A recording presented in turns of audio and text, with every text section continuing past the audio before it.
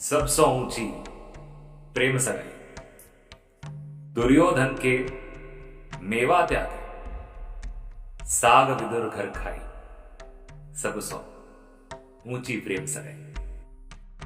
ओम नमो भगवते वासुदेवाय।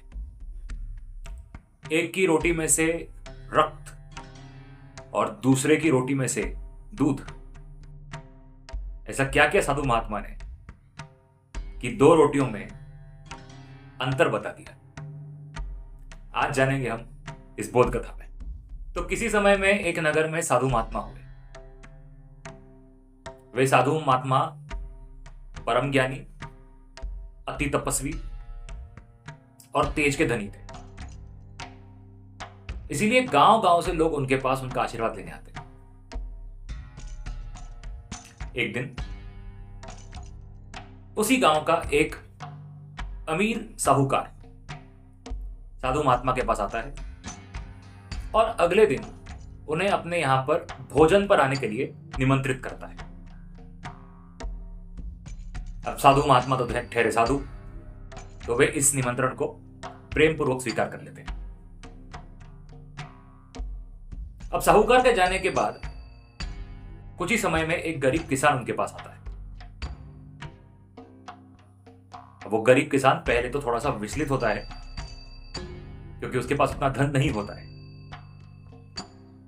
परंतु फिर भी जो कुछ भी उसके पास संसाधन होते हैं उनसे उसने एक छोटे से भोजन का प्रयोजन रखा होता है, जिसके लिए वो साधु महात्मा के पास आता है और उन्हें निमंत्रित करता है। तो वो हाथ जोड़कर बड़े प्रेम से साधु महात्मा को कहता है कि हे महात्मा, कल यदि दोपहर में आप मेरे यहां पर भोजन पर पधारेंगे तो आपका यह भक्त और उसकी कुटिया धन्य हो जाएंगे। अब साधु महात्मा कुछ समय के लिए सोचते हैं, क्योंकि उसी समय का निमंत्रण वो साहूकार भी दे गया था। अब एक ही समय पे वे दोनों जगह पर कैसे जा सकते हैं,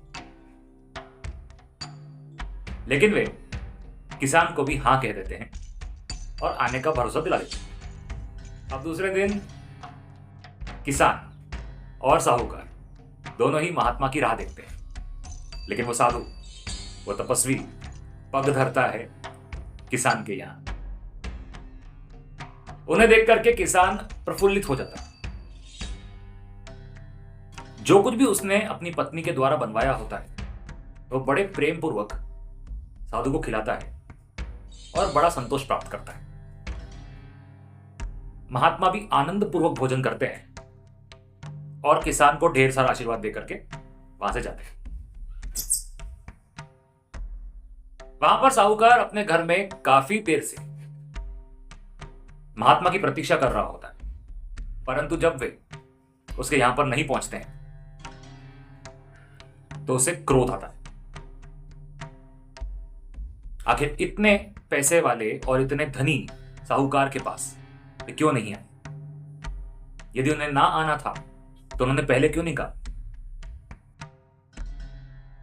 कुछ कुछ आवेश में आकर के वो साधु के पास जाने के लिए निकल पड़ता है। अब महात्मा के पास पहुंच करके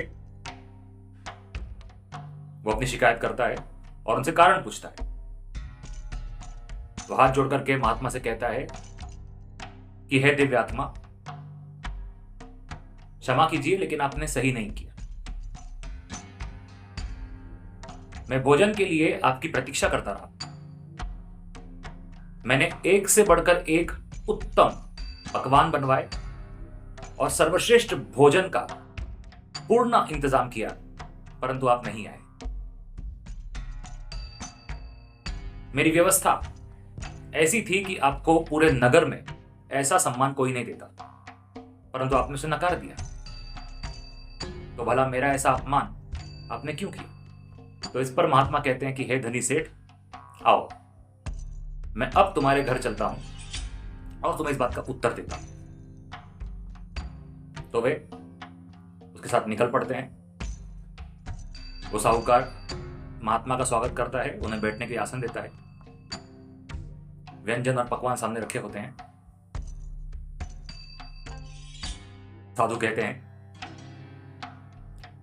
हे साहूकार, मैं तुम्हारे यहां पर भोजन न करते हुए एक किसान के यहां पर चला गया था, क्योंकि जिस प्रकार से मुझे तुमने आमंत्रित किया था उसी प्रकार से मुझे एक किसान का भी आमंत्रण था। इस पर साहूकार को और क्रोध आता है, तो वो पूछता है कि हे महात्मा, ऐसा क्यों? साधु कहते हैं, बताता हूं, केवल एक रोटी मुझे दे दो। तो साधु रोटी को उठाते हैं और उस रोटी को अपनी मुट्ठियों में भींच देते हैं, दबा देते हैं। अब साहूकार के आश्चर्य का कोई ठिकाना नहीं होता है, क्योंकि इस रोटी में से रक्त गिरता है।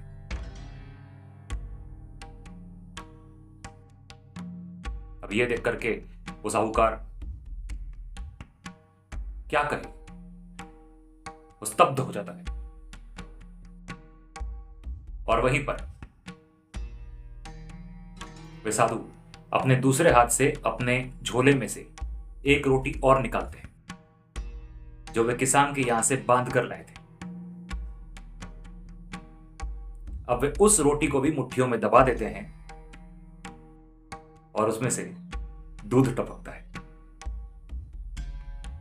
साहूकार हैरान हो जाता है कि ये क्या हो रहा है और क्यों हो रहा है। तो इस पर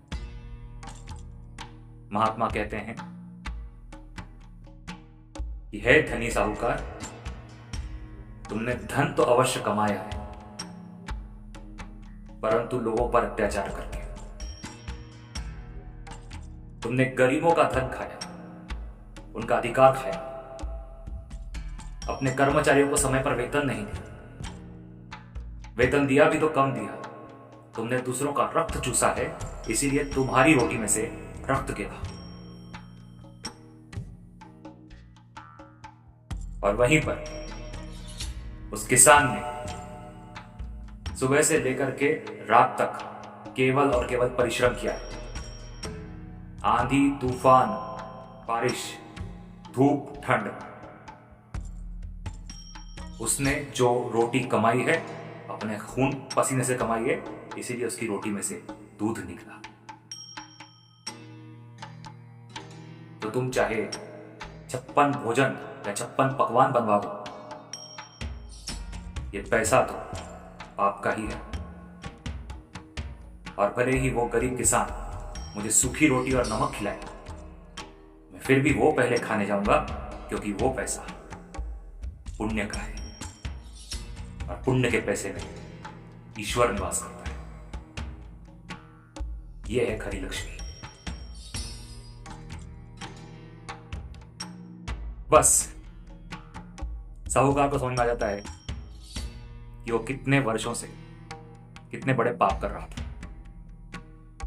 उस दिन वो प्रण करता है कि आगे से जीवन में इस प्रकार से किसी का धन, किसी का अधिकार नहीं खाएगा और ईमानदारी से जीवन व्यतीत करेगा। इस प्रसंग से मुझे भगवान श्री कृष्ण की याद आती है, जो दुर्योधन के मेवा और 56 भोग को ठुकराकर महात्मा विदुर के घर साग और रोटी खाने जाते।